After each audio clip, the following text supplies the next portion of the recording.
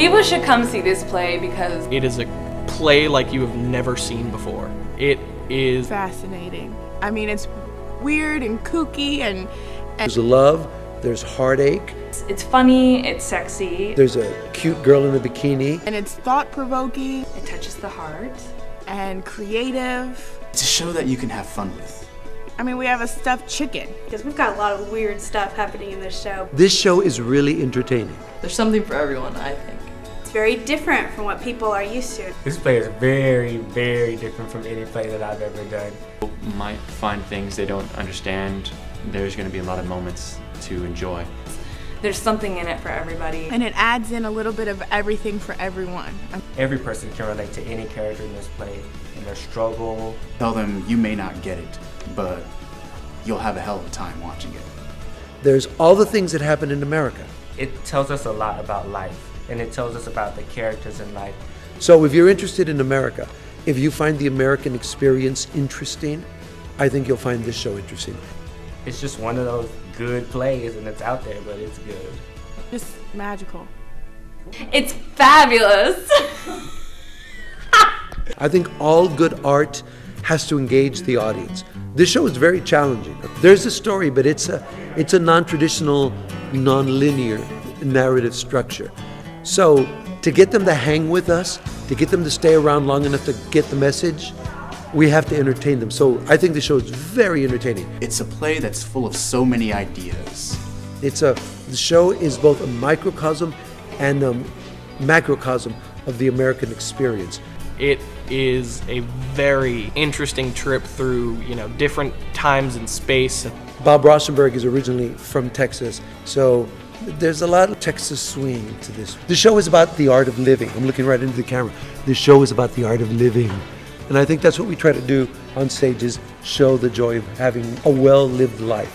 We talk over and over about there's this sense of community in the play, and that has a lot to do with what the play is about. But it's a real physical show, and because it's a big ensemble piece, it requires a commitment to the ensemble, collaboration, and an awareness of your body.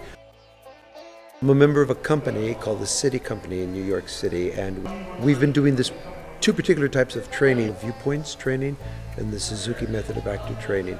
They're physically based actor training. It's about their ability to know what they're doing when they're on stage so that they can decide to make a conscious action. It forces you to deal with your own limitations and move past them. It's not just about improv games, it's about physical improv games. It really helps you hone in on what's important and what's going on stage. So we ask you to do things that are very difficult to do so that it, in a way, recreates the tension and pressure you're going to feel on stage in the middle of a performance. And we're working on our goals in the training, and then we bring what we've learned into the show or not. You're free to act because your body's in control, as opposed to if your body's not in control, it's very difficult to act because then it's all about tension and dealing with your breath getting caught up. As a group, in order to understand the story, we had to do, of course, dramaturgy and go through the script and figure out what it meant to us as a group, as a whole, in order to convey that to the audience. The play jumps forward and backward in time. It jumps from location to location. I'm constantly expanding my definition of what the play is and what it means. We would all just sit in a circle and read scenes and then discuss how each of us felt about it. I believe that even if the audience doesn't always understand why something is happening, they have to understand that the character has an idea of what is happening. There is an internal story that sometimes might be unclear to the audience, so consequently I think it has to be very clear to the actor what their internal story is. It's been a really cool experience just seeing the transformation from what's on the page to what we're doing on stage. It's bringing it all to life, and it's really cool. It's rare, in the American theater, you get together and you have 4 weeks to be a family. And I think that's the big challenge, that there is this tight ensemble for 90 minutes. The biggest difficulty was overcoming sort of my analytical brain and being able to look at the text and say, this is exactly what it is and this is what it means. And that came, I think, through working and approaching it physically. I've had to inspire them but not coax them so much because they've been ready. It's a really great group of people.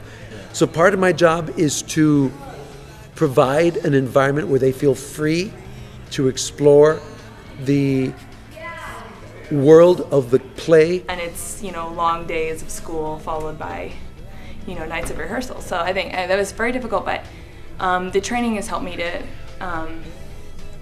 kind of bring all my energy to my core and use that and just be really focused. You're not always working with people who are dancers. So my job as a choreographer is to come in with choreography and then help put that on an actor's body. The thing I've enjoyed the most, definitely, about being a part of this play is learning from all of the upperclassmen that are in it and learning from even my peers. It's been really cool to see how different people approach going about different things on stage. Everyone contributes to the overall product. I think a lot of us are getting fresh ideas on just the nature of the rehearsal process, the nature of creating theater.